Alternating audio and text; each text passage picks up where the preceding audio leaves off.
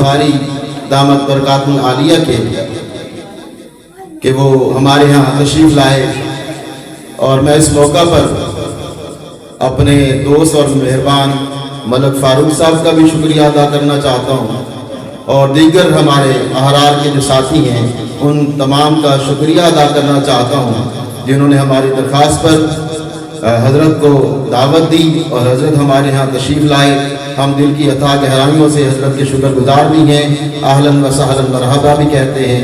اب بلا تاخیر میں دعوت سخن دے رہا ہوں قائد احرار، مجاہد ملت، عالم بعمل، نواسہ امیر شریعت جناب حضرت مولانا سید کفیل شاہ صاحب بخاری دامت برکاتہ العالیہ کو کہ وہ آپ سے پہلے گفتگو ہوں۔ جناب سید کفیل شاہ صاحب بخاری۔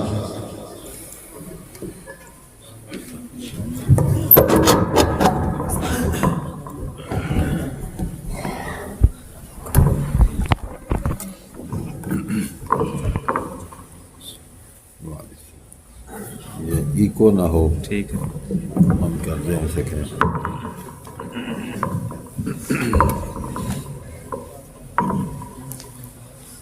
السلام علیکم ورحمۃ اللہ وبرکاتہ۔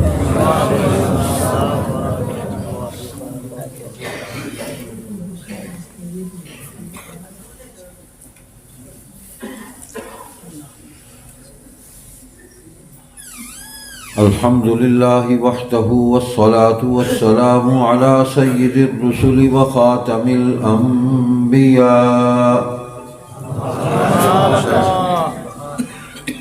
محمد وعلى آلہ واصحابہ وازواجہ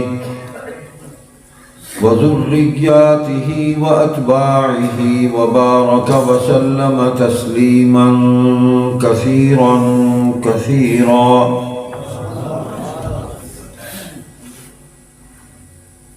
أعوذ بالله من الشيطان الرجيم. بسم الله الرحمن الرحيم. سبحان الله.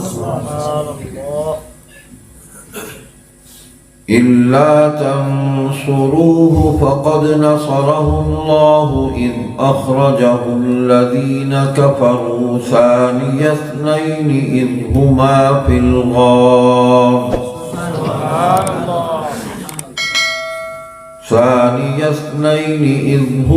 في الغار إذ يقول لصاحبه لا تحزن إن الله معنا فأنزل الله سكينته عليه وأيده بجنود لم تروها وجعل كلمة الذين كفروا السفلى وكلمة الله هي العليا والله عزيز حكيم. قال النبي صلى الله عليه وسلم سألت الله أن يقدمك ثلاثا فأبى علي إلا تقديم أبي بكر أو كما قال عليه الصلاة والسلام. صدق الله مولانا العظيم وصدق رسوله النبي الصادق الوعد الأمين.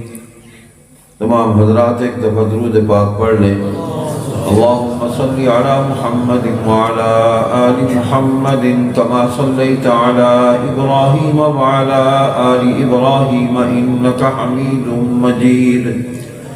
اللہم بارک علی محمد وعلی آل محمد كما باركت على إبراهيم وعلى آل إبراهيم إنك حميد مجيد.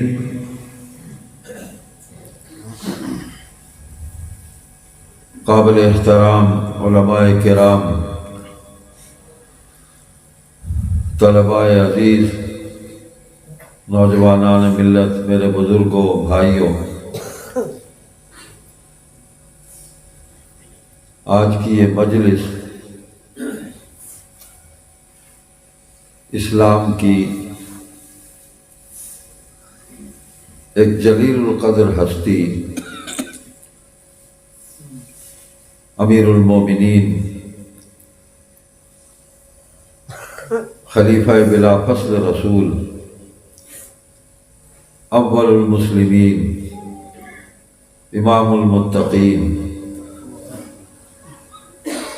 قاتل الکفار والمشرکین والمرتدین والمنافقین ومنکر الزکاة ومنکر ختم النبوہ سیدنا و مولانا ابا بکر الصدیق خلیفۃ بلا فصل علی التحقیق رضی اللہ تعالی عنہ، ان کے نام منسوب ہے۔ بڑی پاکیزہ اور نورانی مجلس ہے۔ اس مجلس میں اس نیت سے بیٹھے کہ اس ہستی کے ذکر خیر کی برکت سے انشاءاللہ اللہ تبارک و تعالی ہم پر اپنی رحمتیں نازل فرمائیں گے، اور حضور پر نور خاتم النبیین سید الاولین والآخرین محمد کریم صلی اللہ علیہ وسلم کی شفاعت ہمیں نصیب فرمائیں گے۔ تو بس ثواب کی نیت سے بیٹھ جائیں، کچھ دیر آپ سے کچھ باتیں اللہ کی توفیق سے عرض کروں گا، اور سمجھنے سمجھانے کے ماحول میں ہم بیٹھے ہیں، یہ ذہن میں رہے۔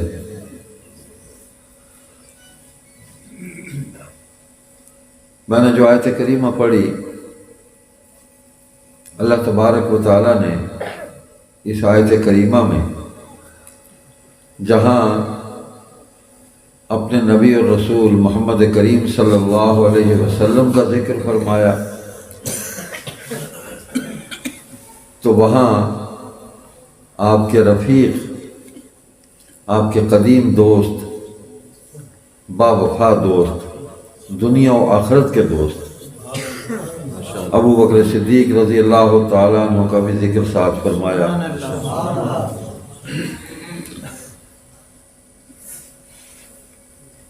اور اللہ پاک نے ایمان والوں سے کہا کہ اگر تم مدد نہیں کرو گے ان کی تو یاد کر لو اللہ نے اس وقت مدد کی تھی جب کافروں نے ان دونوں کو، محمد کریم صلی اللہ علیہ وسلم کو اور ان کے ساتھی اور ان کے رفیق ابو بکر کو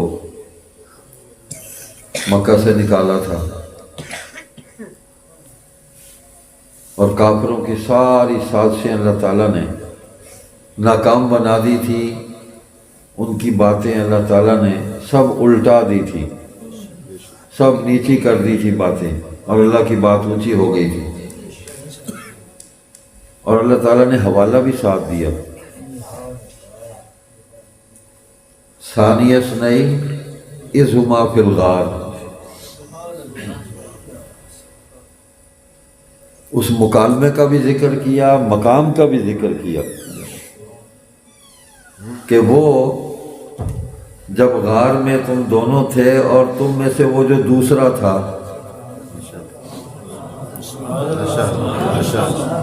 تو دوسرا تو اور کوئی نہیں تھا سوائے ابو بکر کے۔ دنیا جہان کی تاریخیں، سیرت کی کتابیں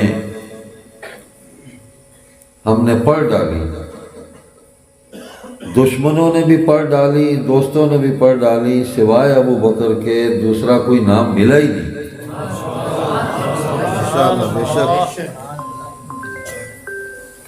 تو اللہ تعالیٰ نے حوالہ دیا کہ تم دونوں میں سے وہ جو دوسرا تھا،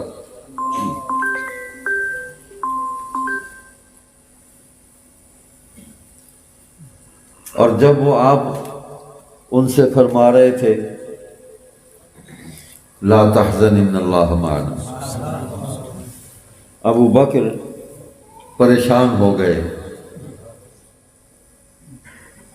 کہ میرے محسن، میرے مربی، میرے نبی، میرے رسول، میرے محبوب ان کو کچھ نہ ہو جائے، دشمن یہاں نہ پہنچ جائے، کوئی سیاہ پوش نہ یہاں پہنچ جائے، اور خدا نہ خواستہ حضور کو کوئی تکلیف پہنچے۔ ابو بکر پریشان تھے۔ تو اس پریشانی میں اللہ فرماتے ہیں نا کہ میں تمہارے دلوں کی دھڑکنوں، تمہارے دل میں آنے والے وسوسوں، تمہارے دل میں پیدا ہونے والی باتوں، تمہارے دماغ کے اندر خیالات اور تصورات، ان سب سے میں واقف ہوں۔ تو جہاں اللہ تبارک و تعالیٰ اپنے محبوب کریم صلی اللہ علیہ وسلم کے وجود کی مکمل حفاظت فرما رہے تھے، اور حضور کے قلب مبارک میں اس وقت جو کچھ کیفیات وارد ہو رہی تھیں اللہ اس سے بھی باخبر تھے، اور نبی کے جو رفیق تھے ان کے دل کے اندر بھی جو کیفیات تھیں اللہ تعالیٰ اس سے بھی باخبر تھے۔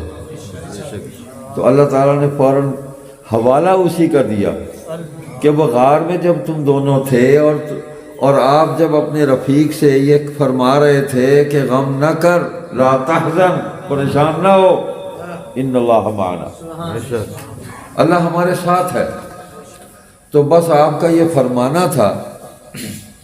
تو پھر فَأَنزَلَ اللَّهُ سَكِينَتَهُ عَلَيْهِ، پھر اللہ کی طرف سے ان پر سکون، اطمینان، بشاشت یہ نازل ہوئی۔ پھر ابو بکر کو کوئی پریشانی نہیں تھی کہ محبوب کریم نے بھی فرما دیا، اور محبوب کا فرمانا اللہ کا فرمان ہے، امر نبی امر الہی ہے، کسی اور کا امر الہی نہیں۔ مفترض الطاعہ بھی نبی ہے کہ نبی ہی کی اطاعت فرض ہے، اور نبی کا امر الہی ہے، نبی کا حکم الہی ہے، یہ مقام صرف نبوت کا ہے۔ اور صدیق اس مقام میں فنائیت کے درجے میں تھے، فنائیت کے، اور مقام صدیقیت اور مقام نبوت یہ متصل ہیں، بالکل ساتھ ساتھ ہیں۔ مقام نبوت اور مقام صدیقیت یہ دونوں ساتھ ساتھ ہیں، متصل ہیں، فاصلہ نہیں ہے، بلا فصل ہیں، درمیان میں اور کوئی نہیں ہے۔ ہاں، مقام نبوت اور مقام صدیقیت یہ یوں ساتھ چلتے ہیں، اور ان کے درمیان اور کوئی نہیں ہے، ماشاءاللہ، بے شک کوئی نہیں ہے۔ بے شک تو اللہ فرماتے ہیں ہم نے مدد کی اپنی ان فوجوں کے ذریعے، ان فرشتوں کے ذریعے کہ جنہیں تم نہیں دیکھ رہے، ہم نے مدد کی ان کے ذریعے، اور کافروں کے سارے منصوبے ہم نے ناکام بنا دیے، اور ہماری بات اونچی رہی، ہماری بات ہی کامیاب ہوئی، جو ہم نے ارادہ کیا، جو ہم نے امر کیا وہ کامیاب ہوا۔ ایک بات ذہن میں رکھیں کہ انبیاء کرام علیہم الصلوات و تسلیمات کے وجود کے ساتھ جتنے بھی معاملات ہوتے ہیں نا وابستہ، وہ سارے اللہ تبارک و تعالیٰ کے اپنے کنٹرول میں ہوتے ہیں۔ کسی بھی نبی پر باہر کی کوئی بات مؤثر نہیں ہو سکتی، نبی کسی سے متاثر نہیں ہوتا، اور وہ کوئی اور چیز اس پر مؤثر نہیں ہو سکتی، نہ غالب ہو سکتی ہے۔ نبی خود مؤثر ہوتا ہے۔ کسی نبی نے کسی بادشاہ کی، کسی افسر کی، کسی سردار کی بات کو قبول نہیں کیا، نہ اس کے اقتدار کو تسلیم کیا، نہ اس کے حکم کو تسلیم کیا۔ اللہ کا حکم سنایا کہ یہ اللہ کا حکم ہے، اور اللہ کے حکم سے میری اطاعت کرو، میری فرما برداری کرو، تم کامیاب ہو جاؤ گے۔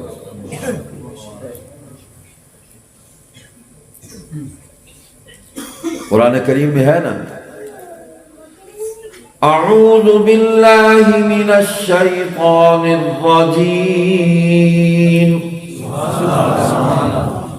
وما ارسلنا من رسول الا لیطاع باذن اللہ،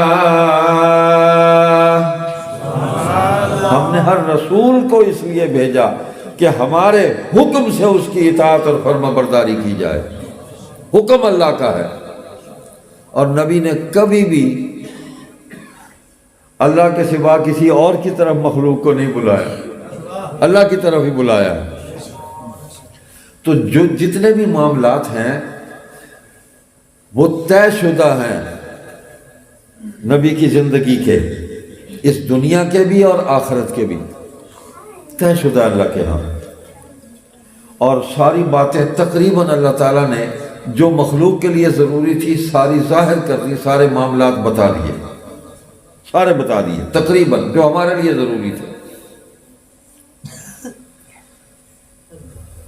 حضور صلی اللہ علیہ وسلم کے بچپن کے دوست اللہ کے ہاں طے تھے، کسی ایک دوست کے بارے میں تاریخ یہ نہیں بتا سکتی کہ وہ برے کردار کا تھا، اس کی زبان بری تھی، اس کا کردار برا تھا، اس کے معاملات برے تھے، کسی ایک کا بھی نام تاریخ نہیں بتا سکی۔ حضور کے دوست بھی اللہ نے پاکیزہ بنائے۔ یہ تو دوست ہیں بچپن کے۔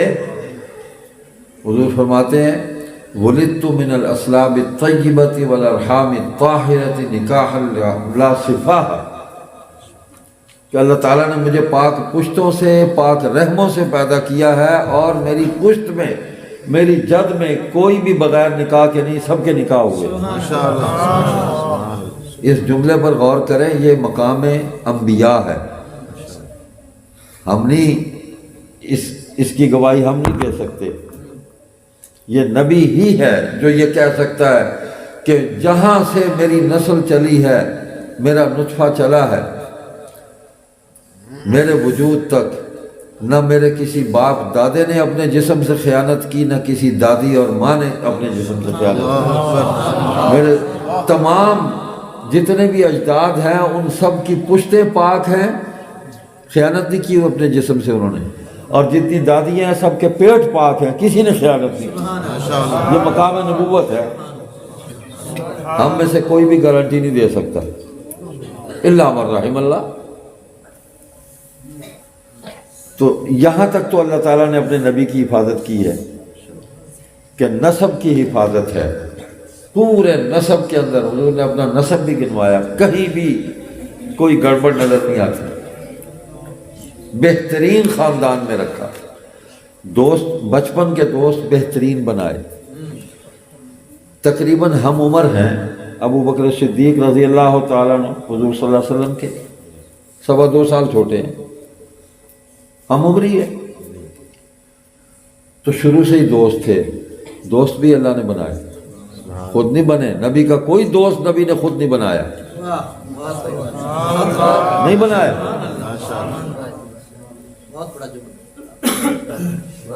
نبی علیہ السلام خود فرماتے ہیں بھائی میری بات نبی کی بات ہے، سب سے اونچی بات ہے، ان اللہ اختارنی واختار علی اصحابی، اللہ نے مجھے بھی چنا، منتخب کیا، میرے صحابہ کو میرے لیے منتخب کیا، میری صحبت کے لیے، میری نصرت کے لیے میرے صحابہ کو اللہ نے خود چنا۔ تو صحابہ انتخاب نبی نہیں ہے، انتخاب الہی ہے،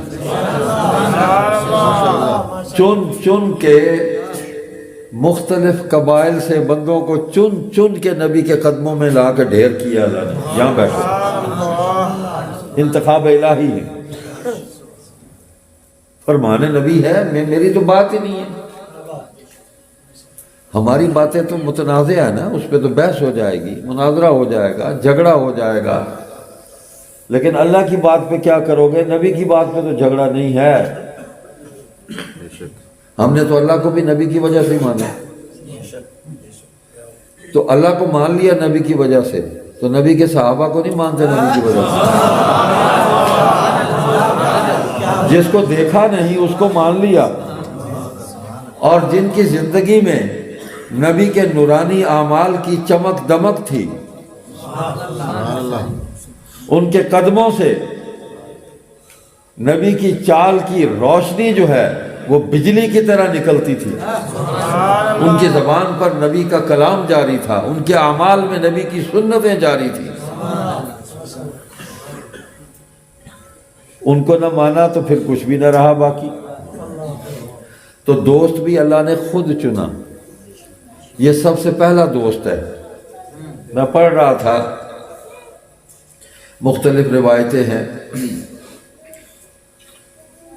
شام کے 2 سفر ہیں حضور صلی اللہ علیہ وسلم کے، تاریخی روایات کے اختلاف کے باوجود یہ بات آتی ہے کہ ایک سفر میں حضور صلی اللہ علیہ وسلم کے ساتھ ابو بکر بھی تھے رضی اللہ تعالیٰ عنہ۔ اب راہب تھا بحیرہ، پہلے سفر میں وہ ملا اور دوسرے میں نستورہ تھا وہ ملا، تو دونوں کی باتیں ملتی جلتی ہیں، تو غالباً دوسرے سفر میں ساتھ ہیں۔ نبی علیہ السلام کی عمر مبارک 20 سال ہے، حضرت ابوبکر 18 سال کے ہیں۔ تو ایک درخت کے نیچے جا کے بیٹھے، ابھی اعلان نبوت نہیں ہوا، یہ ذہن میں رہے، یہ بات میری سمجھ آ رہی ہے؟ میں وہ دوسرے انداز میں تقریر نہیں کرنا چاہتا، آپ سے کچھ باتیں سمجھانا چاہتا ہوں، کچھ سمجھنا چاہتا ہوں۔ بیٹھے ہیں مجلس میں، وہ بھی ہو سکتی ہے، ہو بھی جائے گی، کوئی مسئلہ نہیں ہے، لیکن ہر وقت آدمی احتجاجی مظاہرے کی موڈ میں نہ ہونا، بات کو سمجھنا چاہیے۔ تو نبی علیہ السلام جب وہاں تشریف لے گئے تو ایک درخت کے نیچے بیٹھے، تو وہ سامنے یہودی عبادت گاہ تھی، کنیسہ بھی کہتے ہیں اس کو، اس میں جو راہب تھا وہ بحیرہ تھا یا نستورہ تھا، جو بھی تھا وہ نکلا کیوں کہ اس نے ماحول کے اندر کو ہلچل محسوس کی، اس نے جیسے کوئی بھونچال آتا ہے اور کوئی باہر کچھ ہوا ہے، تو اس نے دیکھا کہ درخت کے نیچے 2 آدمی بیٹھے، قافلہ تھا، کچھ ادھر ادھر ہو گئے، لیکن 2 آدمی بیٹھے ہیں۔ تو وہ آیا اور اس نے کہا کہ یہ وہ درخت ہے جس کے نیچے انبیاء بیٹھتے رہے، قدیم تھا، اور پھر عیسیٰ علیہ السلام کے بعد آج تک کوئی نہیں بیٹھا اس کے نیچے، تم آ کے بیٹھے ہو، اور جب سے تم دونوں آئے ہو یہاں ایک خاص کیفیت ہے، ایک نورانیت ہے، ایک روشنی ہے۔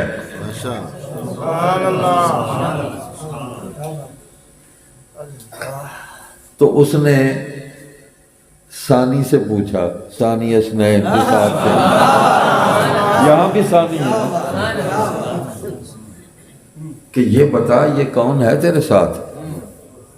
عرض کیا میرے دوست ہیں۔ نام کیا ہے؟ نام محمد ہے صلی اللہ علیہ وسلم۔ تو چہرہ دیکھا، اس نے کہا کہ ان کی آنکھوں میں سرخی ہے، سرخی ہے۔ تو ثانی نے کہا یہ سرخی تو دائمی ہے، ہمیشہ سے ہے۔ کہنے لگا ہوا نبی اللہ، ہوا نبی الآخر۔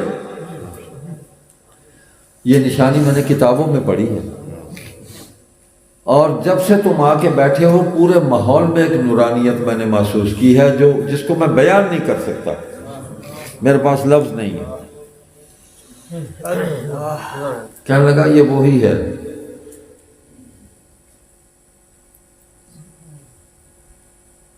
اور اس کے بعد اس نے کہا کہ تو کون ہے، تیرا کیا نام ہے؟ کہا عبداللہ۔ ابن ابی قحافہ کہنے لگا کہ میں اگر مغالطہ نہیں کھاتا جو میں نے کتابوں میں پڑھا ہے تورات میں انجیل میں، یہ وہی نبی ہیں، محمد نام بھی ان کا پڑھا میں نے، یہ نبی ہونے والے ہیں، ان کو نبوت ملے گی، یہ آخری نبی ہے، ان کی حفاظت کرو کہیں رومی ان کو قتل نہ کر دیں۔ اور تو جو ہے نا، تو سب سے پہلے اس کی تصدیق کرے گا۔ نعرہ تکبیر، تاجدار ختم نبوت، شان سیدنا صدیق اکبر، مصطفیٰ کا ہم سفر، مصطفیٰ کے ہم سفر، نعرہ تکبیر۔ تو سب سے پہلے اس کی تصدیق کرے گا۔ قصہ طویل ہے۔ حضرت ابو بکر رضی اللہ تعالیٰ عنہ فرماتے تھے میں اسی دن ایمان لے آیا تھا، اور میں تو تڑپتا تھا، بے قرار تھا، مضطرب تھا کہ میرا یار مہربان کب نبوت کا اعلان کرتا ہے، منتظر تھا۔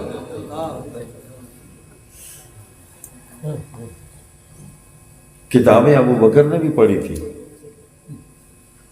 یہ نہیں ہے کہ انہوں نے وہ نہیں دیکھی تھی، دیکھی ہوئی تھی کتابیں، پرانے نسخے انہوں نے بھی دیکھے تھے، نشانیاں انہوں نے بھی پڑھی ہوئی تھی، ایسے نہیں ساتھ ہو لیے، لیکن ساتھ تو کیا اللہ نے۔